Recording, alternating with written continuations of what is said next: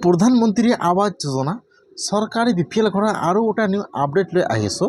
সেইটো আপডেট হ'ল যিসকলে এতিয়ালৈকে চৰকাৰী ঘৰটো লাভ কৰা নাই, ইতিমধ্যে কিন্তু চৰকাৰী ঘৰৰ কাৰণে অনলাইন এপ্লিকেশ্যন আৰম্ভ হৈ গৈছে। এতিয়া কিন্তু আৰু সহজতে আপোনালোকে চৰকাৰী ঘৰৰ কাৰণে অনলাইনত এপ্লিকেশ্যন কৰিব।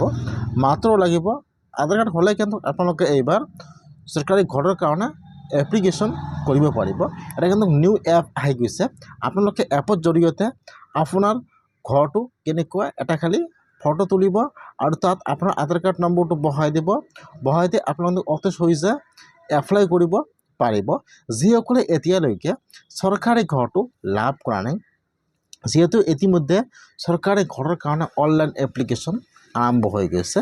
কেনেকৈ আপোনালোকে চৰকাৰী ঘৰৰ কাৰণে অনলাইনত এপ্লিকেশ্যন কৰিব আপোনালোকে আপোনাৰ নিজৰ মোবাইলৰ পৰা। মই আজি এইটো ভিডিঅ'ত আপোনালোকক সম্পূৰ্ণ প্ৰচেছ ষ্টেপ বাই ষ্টেপ দেখুৱাই দি আছোঁ। যদি আপোনালোকে এতিয়ালৈকে চৰকাৰী ঘৰটো লাভ কৰা নাই, ইতিমধ্যে আপোনালোকে আজিয়ে চৰকাৰী ঘৰৰ কাৰণে অনলাইনত এপ্লিকেশ্যন কৰক।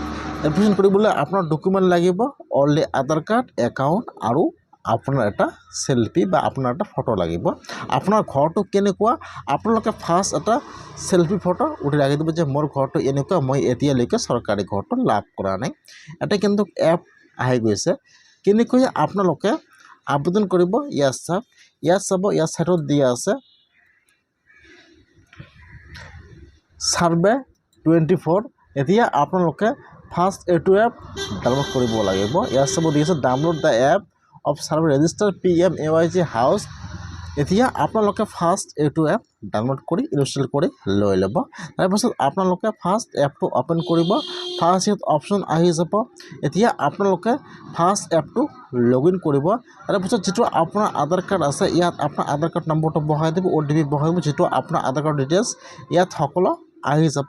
আপোনালোকে ইয়াত আৰু বহাই দিব নালাগে। তাৰপিছত আপোনালোকে কি কৰিব লাগিব, আপোনাৰ এটা ঘৰৰ ফটো তুলিব লাগিব যে মোৰ ঘৰটো এনেকুৱা, মই এতিয়ালৈকে চৰকাৰী ঘৰটো লাভ কৰা নাই।